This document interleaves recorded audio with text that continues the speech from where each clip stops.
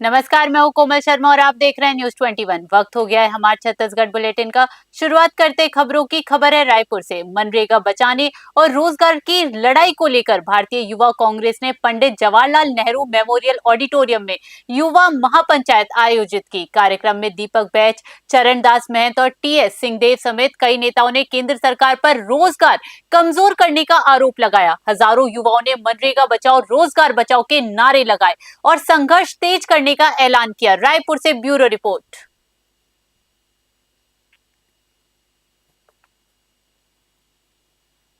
Raipur police की anti crime एवं cyber unit ने कबीर नगर इलाके में ऑनलाइन सट्टा गिरोह का पर्दाफाश किया। तिरंगा चौक के पास छापेमारी में 4 आरोपी गिरफ्तार किए गए। मौके से 17 लाख रुपए नगद, मोबाइल फोन, बैंक दस्तावेज और कई एटीएम कार्ड जब्त हुए। पुलिस के मुताबिक गिरोह हाईटेक तरीके से सट्टा चला रहा था। आरोपियों पर छत्तीसगढ़ जुआ प्रतिषेध अधिनियम 2022 के तहत केस दर्ज कर जांच शुरू कर दी है। रायपुर से ब्यूरो रिपोर्ट।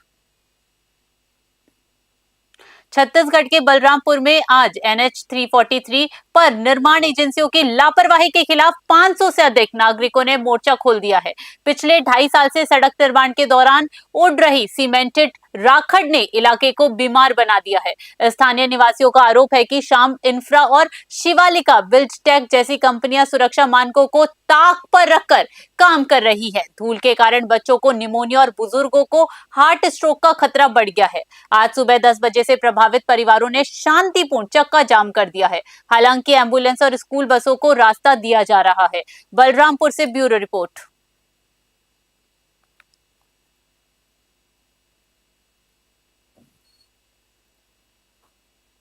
बलौदा बाजार आज मजदूर एकता जिंदाबाद के नारों से गूंज उठा। इंटेक यूनियन ने मोदी सरकार के नए श्रम कानूनों के खिलाफ देशव्यापी हड़ताल का बिगुल फूंक दिया है। अडानी अंबुजा सीमेंट प्लांट के बाहर भारी प्रदर्शन करते हुए मजदूरों ने चेताया कि नया लेबर रोड नौकरी की सुरक्षा छीनकर उन्हें गुलामी की ओर धकेल रहा है।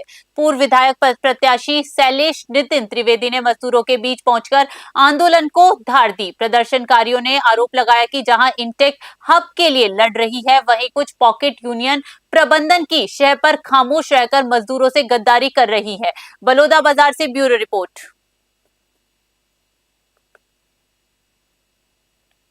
मुंगेली जिले के लोरबी में प्रधानमंत्री ग्राम सड़क योजना के तहत बनी सड़क कुछ ही महीनों में जर्जर हो गई। ग्राम पंचायत मसना से रबेली तक बनी सड़क में घटिया सामग्री इस्तेमाल होने और निर्माण मानकों का उल्लंघन करने के आरोप लगे हैं।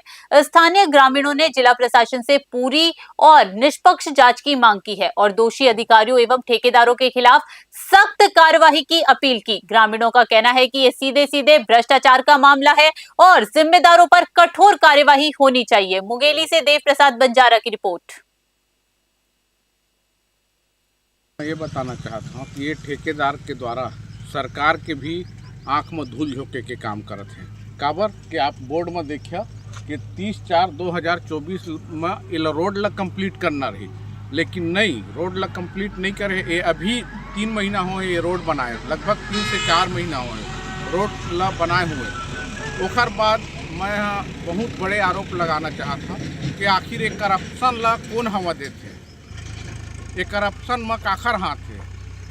लोरमी विधानसभा के लाइन ऑर्डर काखर हाथ में है।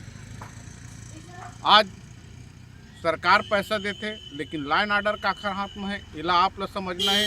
रोड अभी 3 महीना बने नहीं हुए हैं, उखड़ना चालू हो गए हैं ठेकेदार के द्वारा। बहुत ही घटिया अभी रोड ल बने ज़्यादा दिन नहीं हुए हैं, 2-4 महीना के आसपास हुए है।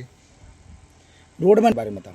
हाँ, तो अगर ऐसा स्थिति रही तो अगर ये तो पहली के स्वीकृति हो है, ऐसे बोर्ड हम देखे हवन, पर बहुत दिन हो गए रही से तो लटपट में बनी से आवाज़ बनी से तो ऐसी स्थिति में बने हैं कि कई जगह गड्ढा है और कई जगह पूरा रोड उखड़ गए है।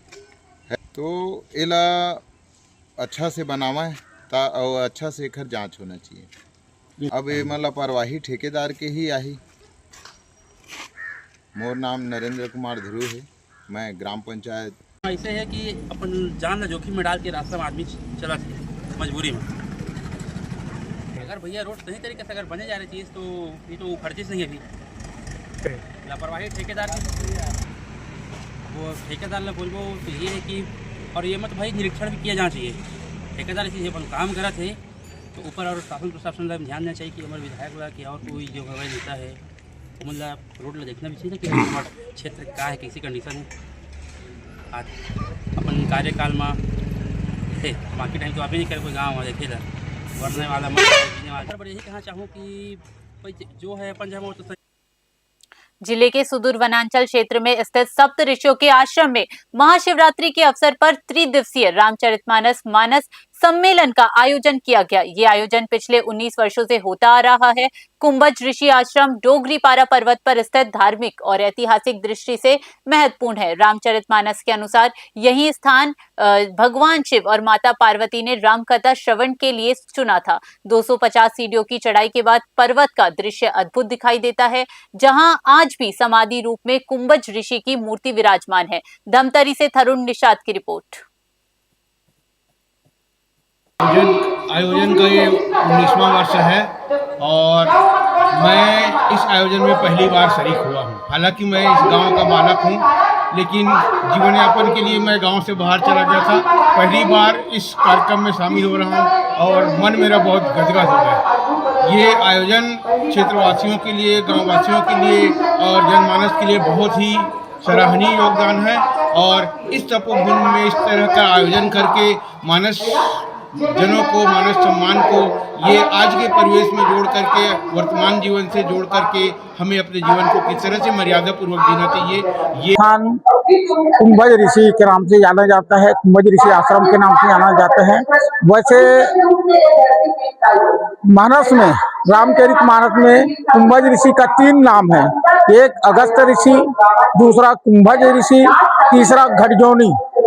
3 नामों से पुकारा गया है और पूरे भारत में 31 जगह कुंभज ऋषि का आश्रम है और दक्षिण अफ्रीका में किलिमंजारो पर्वत में भी कुंभज ऋषि का आश्रम है और इस स्थान पे भगवान शंकर माता सती के साथ त्रेता युग में राम कथा सुनाया। यहाँ कुंभज ऋषि में जब आयोजन होता है उसके पूर्व 3-4 दिन तक हम लोग करीबन हफ्ते भर तक तैयारी में जुट जाते हैं पूरे ग्रामवासी। और इतना ऊपर चढ़ना पड़ता है, काफ़ी दिक्कतों का भी सामना करना पड़ता है। लेकिन कुंभज ऋषि आश्रम में वो मान्यता है कि कहते हैं कि महर्षि कुंभज ऋषि आश्रम में भगवान शंकर और माता पार्वती कथा सुनने के लिए आए थे। जो कुंभज ऋषि के मुखाग्र बिंद से भगवान शंकर और माता पार्वती कथा को सुने और इस माध्यम से, इस कारण से हमारे ग्रामवासी उसको बहुत ही सुंदर ढंग से मानते हैं और आज लगभग 19 साल कंप्लीट हो चुका है।